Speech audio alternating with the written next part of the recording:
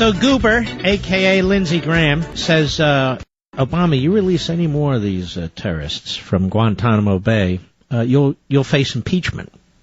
So I got to thinking, does he understand that you're impeached in the House and you're tried in the Senate? I don't think he does, because he was one of the geniuses on the House Judiciary Committee during the Clinton impeachment who insisted that one of the articles of impeachment not include Clinton lying under oath, committing perjury and obstruction in the course of the deposition relating to Paula Jones, where the federal judge flew in, Susan Weber Wright, to oversee it. And yet, that's the one issue in which he was punished. He was held in contempt of court. He lost his law license for 8 years. He refused to challenge the contempt because he knew he would be challenging the judge, and he'd have to present evidence. No, I really didn't lie to you, Judge. And he didn't want a hearing like that. He didn't want to expose himself further to the American people as a liar, because now, of course, we know he's such a wonderful man. So Lindsey Graham was the knucklehead on the House Judiciary Committee who opposed that particular count, which was the count that mattered the most, as I wrote at the time. But I love the way these Republicans talk. They're so tough. One more time. You need to be impeached. Excuse me, he just released the worst of the worst. If releasing the second tier of terrorists is worthy of impeachment, then what about the worst of the worst, the top shelf terrorists? Well, we know nothing. And then we're told, withhold judgment, just sit back. Country's going to hell. We should just withhold judgment, just sit back. I say bullcrap to that. As a matter of fact, I say this. Obama makes Neville Chamberlain look good. And he does. And then I want to ask a question. We had Iran-Contra hearings. For a year and a half, the nation was mesmerized because the media said, wait a minute, Ronald Reagan violated the Bowling Act. Now, most of you think the Bowling Act is Eric Bowling on Fox. It's not. It was a former congressman. Violated the Bowling Act. What was the Bowling Act? It was an act that said that the administration must not provide any assistance to the freedom fighters in Nicaragua. Well, Reagan didn't know about it. That is, quote-unquote, arms for hostages. He didn't know that the money was going to wind up with the Contras. Now, that said, I want you to look at juxtapose these two things. Number one, the position of the Reagan administration at the time was, first of all, we couldn't violate the Bowling Act since it was an unconstitutional law. Congress cannot tell the president how to conduct foreign policy by getting into the weeds like that. What kind of arms our troops can carry in a particular battle, what kind of battle they can go into, whether we assist this group or that group. It's not a matter of declaring war because we weren't at war. The liberals said, no way, get them. Nobody was ever indicted for violating that statute because it was unconstitutional. Now look today. We're the liberals for the violation, quote-unquote, of the 30-day rule that they put in place, that Obama signed before they would release any more terrorists out of Guantanamo Bay, give Congress a heads up. Well, that's presidential powers. That's an implied power, if not an explicit power. He doesn't have... What the hell? We held 18 months of hearings trying to drag down the Reagan administration on the Bowling Amendment, and now they just dismiss this. Well, of course Obama can violate the 30-day rule. He's the president. He doesn't have to listen to Congress. I have a historical memory about these things. That's number one. Number two, I am not an apologist for the arms for hostages, quote unquote. I'm explaining something. This is 10 times worse than arms for hostages. First of all, notice the word, hostages. These are people who were taken against their will. And Reagan was being told that the CIA station chief there was being brutally tortured. And he wanted to get him out under any and all circumstances. You can attack him for that if you wish. The situation today isn't arms for hostages. It's a guy, whether it's official desertion or not, he left his base. He left his unit. He walked off into the enemy's arms. I don't care if he's drunk or not. That doesn't excuse anything. If you're drunk and you're driving a car, that makes it worse. You don't create an excuse or an acceptance. But whatever he did, Obama released 5 of the world's worst mass murdering terrorists to go back onto the battlefield. Can you imagine if Reagan did something like that? and yet no demands for massive joint Senate-House hearings, nothing from the phony media. They were calling for Reagan's head. They were calling for him to resign. They were calling for his impeachment. And now they tell us, hey, don't pass judgment. Just sit back. I am sick and tired of the radical left in this country, whether they're dressed up as politicians or dressed up as media or dressed up as something else, telling us what to do as they keep promoting their hypocrisy and their contradictions, as they keep protecting leftists like Obama and their agenda while trashing conservatives. We had Iran-Contra hearings. Why aren't we having the Taliban 5 hearings? Why hasn't a single damn Republican congressman or senator demanded joint hearings of the Iran-Contra style? A special committee. The Taliban 5 hearings. And where are the media? I'm sure the networks will demand 24-hour-a-day coverage with the Klieg lights on and the cameras going the way they did during Iran-Contra. Where is that? Nowhere. Nowhere. Zero. Well, this is really because everybody hates Obama. Hates Obama? I despise what Obama does. It's not personal, but the fact is he's destroying the country. He's destroying our traditions. He's destroying what's come before, and that's his M.O. That's what he was indoctrinated to do. That's what Karl Marx tells him in the Communist Manifesto. That's what that lunatic, Reverend Wright, that's what he tells him. These are the people he hung around. I'm not going to sit back and reserve judgment on anyone or anything. It's not that we hate Obama, it's that Obama hates us. It's not that we hate Obama, it's that Obama appears to hate this country. Certainly, if you want to fundamentally transform it, you're not exactly in love with it. When Obama took an oath twice to uphold the Constitution, what did he think that meant? When you're elected president, you don't have the right to evade the Constitution, to rewrite our statutes.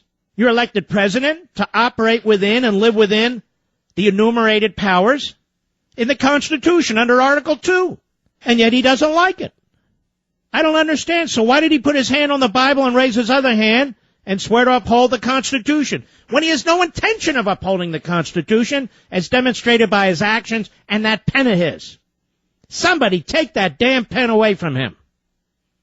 We should demand that Taliban 5 joint congressional hearings.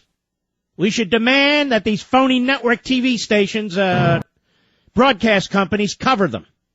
But it won't happen. You want to know why? I'm Johnny Boehner. He's so great. I know he's great because Jennifer Rubin, writing there at the Washington Compost, 90% of you, 100% of you, don't even know who she is. She tells us he's great. And Mitch McConnell, they're just so wonderful. And not just them. All the lobbyists who are former staffers up there on the social sites and writing columns for The Hill and roll call. These guys are just terrific. Oh, great. They're just great. Why would you want to replace these guys? It took months to get Boehner to agree to a select committee on Benghazi because 3 powerful committee chairmen opposed it. Issa and Rogers and one other one whose name escapes me, and that's probably, McEwen. Hey, we'll handle this. We know petty politics, parochial power struggles. This is what they're good at. This is what they know, nothing else. So I'm demanding today, and you'll say, well, big deal, you're demanding it. Well, I demanded a select committee for months and months and months. We finally got one of those. I know, yippee, but still. We want a joint House, Senate hearing, a committee, the Taliban 5 committee, or call it whatever you want, to get to the bottom of this. Because there are now 5 little Hitlers running around the world who are going to go back into their little hellholes, trying to figure out how to take down a few more of our buildings and blow up some of our cities. And I don't think this is a joke. And I don't think this is partisanship. I think this is serious as hell. The Daily Mail writes the following. Obama ignored chances to rescue Bergdahl on the ground because he wanted a terror trade to help close down Guantanamo Bay, claim Pentagon sources. Did you hear anybody say this today? Sure. But that's where it first showed up in the Daily Mail from Pentagon sources. Quote, the president wanted a diplomatic scenario that would establish a precedent for repatriating detainees from Gitmo, a Pentagon official says. He described a conversation with a State Department liaison who said, quote, the president isn't going to leave office with Gitmo intact, and this was the best opportunity to see that through. In other words, let's get rid of the 5 worst subhuman barbarians, mass murdering subhuman barbarians. Then the public will kind of get used to it. Oh, but the next 6, they're not as bad as the first 5. And you know, that guy was just a driver from Bin Laden. Oh, the other one? Oh, he was just his manicurist. That guy's not a problem. Oh, the other guy was just his tailor. Oh, that one was his cook. Sure, let him go. What's the problem? He described this Pentagon source, a conversation with a State Department liaison that I just mentioned to you. Obama wants this Guantanamo Bay shut down before he leaves. Let me tell you, this is my point all along. See, he's driven by ideology. Not what's right, not what's good for the country, not by common sense, but by ideology. People forget Attorney General Eric Holder, a.k.a. the held in contempt Eric Holder, the contemptuous Eric Holder, that he was either managing partner or senior partner at a law firm in Washington, D.C., which represented more of the subhuman barbarians in Guantanamo Bay than any other law firm on the face of the earth. And as I said the other day, that's probably what caused Obama to appoint him. Hey, he does? I'll make him Attorney General. Now, for the rest of us, we'd say, get him off the list. For Obama, he moves to the top of the list. The Daily Mail goes on. The White House hurried its decision-making about retrieving Sergeant Bo Bergdahl, leaving intelligence officials too little time to assess how damaging it would be to release 5 Taliban leaders in exchange for him. Military commanders, meanwhile, were unwilling to mount a dangerous rescue operation to save a presumed U.S. Army deserter. The result, sources say, was the perfect storm as Obama aims to be rid of Gitmo before he leaves office in 2017. There you are. And I happen to agree with this. As a matter of fact, I'm not going to go back and pat myself on the back and say, hey, I predicted, but I will tell you this. The other day I said, now what are they going to do with the rest of these prisoners now that they let these 5, the worst of the worst, out? This doesn't smell right. You can go back and listen yourself. It's all on my website. Well, the Daily Mail put it together with their Pentagon source. This is part of a strategy. And watch how gutless Goober is, Lindsey Graham, when they do release more of the terrorists. Well, he should be impeached. Huh? What? He should be impeached. And how's that going to happen? It ain't going to happen. Who's the speaker again? John Boehner. And where's John Boehner right now? What time is it? It's 7:14 p.m. Eastern Time? It's happy hour. He's probably at that restaurant where they all go called the Monocle. What is it, on Massachusetts Avenue? What is it? On D Street. Whatever. So there you have it. Now you know why it's being done. Isn't it amazing how they just can't come out and tell us the truth ever? It's like Obamacare. Here's what I want to do. I want to destroy the insurance companies. I want to destroy private hospitals. I want to force you to see whatever doctors we decide you're to see. Take prescriptions that we allow you to take. We have all these formula that we're going to use on who gets what, when, how, and where. But instead, they go through this ruse. It's like everything else. So the bottom line is he wants to close Guantanamo Bay. He released the 5 worst of the worst to try and soften us up. Figured the media would just buy into it and say, oh, let's withhold judgment. But there's 2 things we know for a fact, and don't forget it. This guy left his unit unauthorized. He left his unit. So regardless, he was a deserter. He was AWOL. Period. The second point, Obama released 5 mass murders. Period. Kind of like Haley Barbour when he was governor right before he left. He pardoned all those criminals, and some of them were killers and everything else. Now he's down in Mississippi telling us, can't we have a big tent? No, Haley, we can't. Get off the stage. Here's what he says today. Hat tip, right scoop. Go, cut 1. I'm never surprised by controversies that are whipped up in Washington.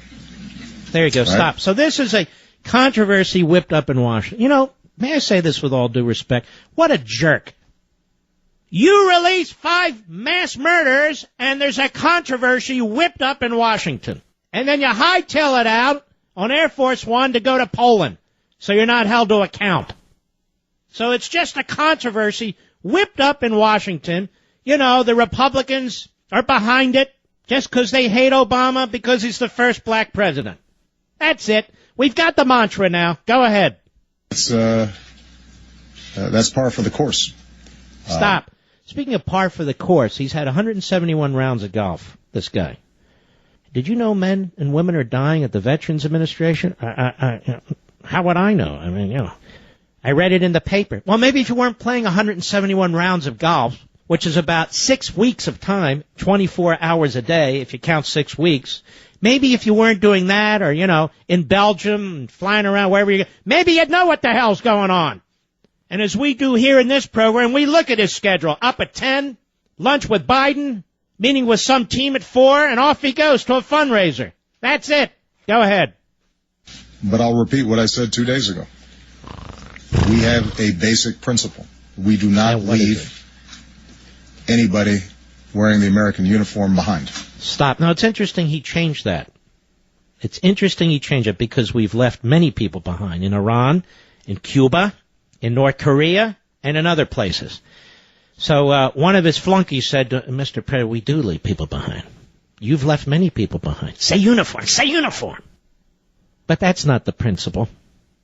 If you have somebody who leaves their post and seeks out the enemy, like this guy's colleague said he did, and they're not withholding judgment at all. They are condemning him, and they're coming out and publicly condemning him, and I refuse to close my ears to what these men are saying.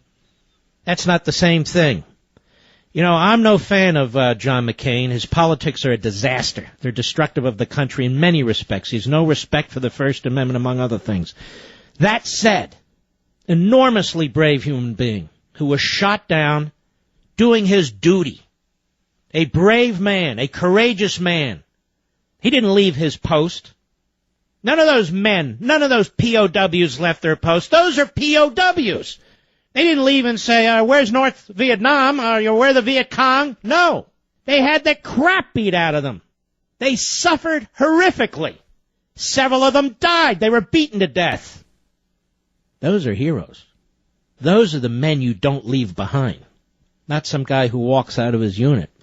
And then we have to send somebody's brave son or daughter or uncle or brother or niece, some young brave soldier who's 20, 21, 25, to chase him down and to get killed.